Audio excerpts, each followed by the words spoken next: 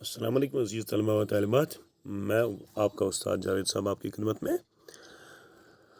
बच्चों, आज का हमारा सबक है हज़रत अली रज़ी अल्लाह तआला अन्हु। सबक हमने पढ़ा है, इसके सवालत वगैरह हमने देखे हैं, इसके अल्फाज माने, खाली जगहें, कालम अलिफ कालम बे।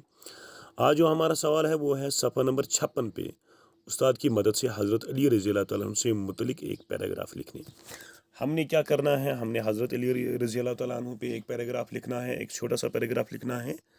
इस पैराग्राफ में हम जिक्र करेंगे हज़रत अली रज़ी अल्लाह तआला अन्हु का, उनके माँ बाप का, उनका नाम क्या था, हज़रत अली रज़ी अल्लाह तआला अन्हु का लक़ब क्या था, कहाँ पे पैदा हुए, हुज़ूर सल्लल्लाहु अलैहि वसल्लम से इनका क्या रिश्ता था, कब ईमान लाए, कब खलीफे हुए और कब शहादत पाई। इस तरह एक छोटा सा मुख्तसर पैराग्राफ हमारे सामने होगा।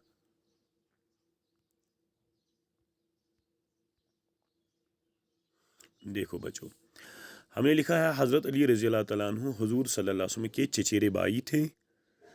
आपका लक़ब हैदर था।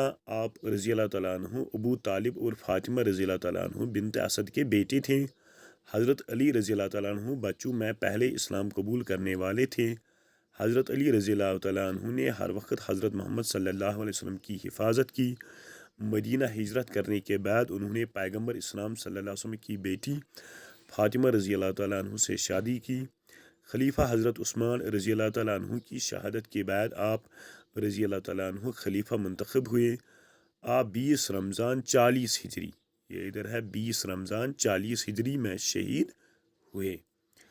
तो ये आपको अपनी कापी पे साफ साफ लिखना है। खुदा हाफिज़, अस्सलाम वालेकुम।